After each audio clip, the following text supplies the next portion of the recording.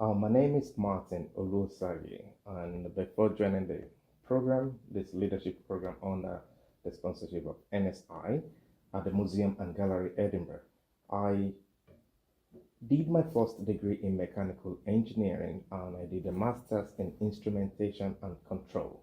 I worked in the oil and gas industry for a couple of years between 12 and 13 years, a little bit over 12 years. I haven't done that in Norway. I worked in the oil and gas industry in Nigeria as well. Then before I eventually moved to the UK. When I moved to the UK, I worked as a business analyst in a couple of IT establishments. Yeah, what motivated me to apply for this training under the NSI was after the COVID, I saw how much interest I had in working within the tech sector, which is particularly being able to help people. Um, then for the fact that I have worked in the energy industry, I thought I have poisoned the earth enough, and I thought this was an opportunity for me to work in more humane environment where I can use my expertise and translate it to being able to work in other industries. So when I found out about this opportunity, I spoke with NSI and brought my experience to the table and discussed how I might be able to translate my experience into this industry. And two, I know very well that in the museums and galleries in Scotland, it is not a lot of people of ethnic minority background within this sector. And I know very well that within that sector, I will be able to use my managerial skills and knowledge, provide my own perspective within the sector. Museum and Gallery Edinburgh, and the first introduction I got from one of the most brilliant minds you have within the sector in Edinburgh, which is Gillian Finlay. I was taken to a museum in Footbridge, and it's called the Queensferry Museum. And the Queensferry Museum was the people were no longer using it as much. The patronage or the visitors were no longer visiting the place as much as it used to be pre-COVID. So when I got into this place, the idea was to refurbish the environment and be able to bring more people into the place. So I saw firsthand how much changes we can do, programs we can write out that will bring people into the place. And so I discussed this with Julian, who is my manager, and she was interested in this as well. But of course, the council is a whole lot of protocols, it's a whole lot of regulations, so it's a whole lot of things they have to think before they go into the project. Exhibition design is something we have a special department for, but maybe I have not designed, not maybe, definitely I have not designed an exhibition myself, because the department I work just now is called the Access and Outreach Department. What we do in that department is bringing the people to meet the museum and bringing the museum to meet the people. So this is one area we've been doing.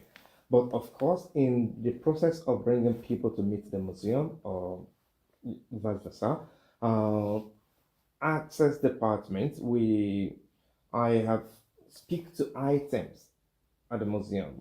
So we'll bring in different organizations from different different parts of Scotland to come into the museum, and you curate. So I've curated a lot of stories, a lot of exhibitions. I curate them and I speak to the topic of those items you have within the exhibition, and tell the people and take people through a tour of the exhibitions. So this I have been able to do, but of course I have not designed an exhibition myself.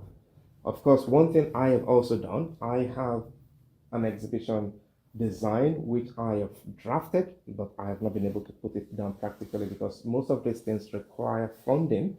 So there's Edinburgh will be 900 years old this year, 2026. sorry, 2025, I'm being futuristic.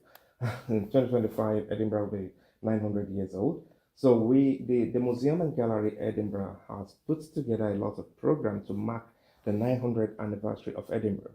So what I have done is I have written up an exhibition which will reflect the influence of the royalty in Edinburgh, the effect of it in the aesthetics or in the architecture of Edinburgh.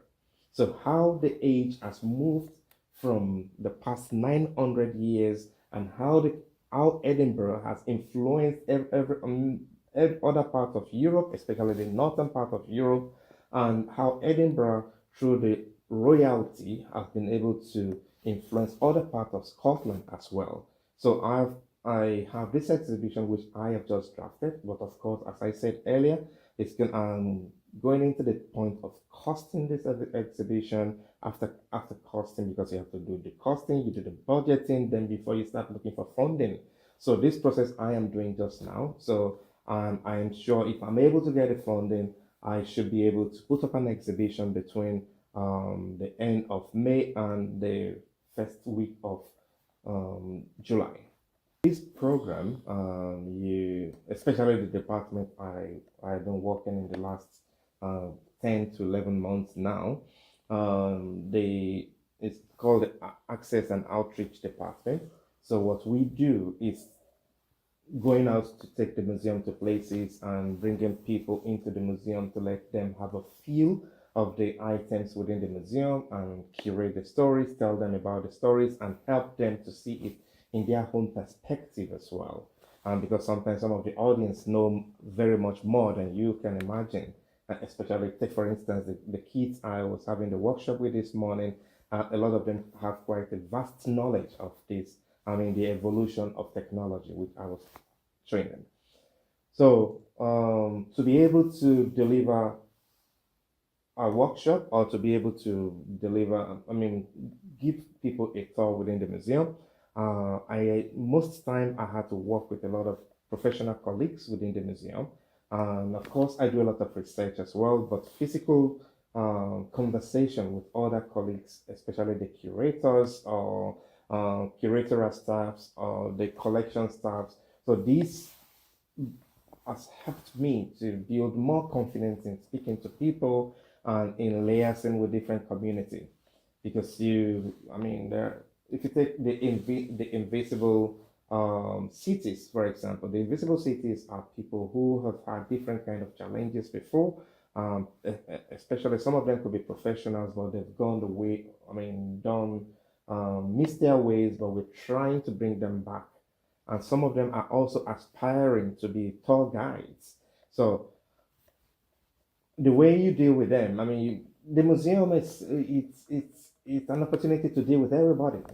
You deal with the most brilliant mind, and you deal with people who would also ask you some very challenging questions, but the ability to be able to manage all these different minds or different questions or different people, it's one thing the museum throws at you, because museum is question itself.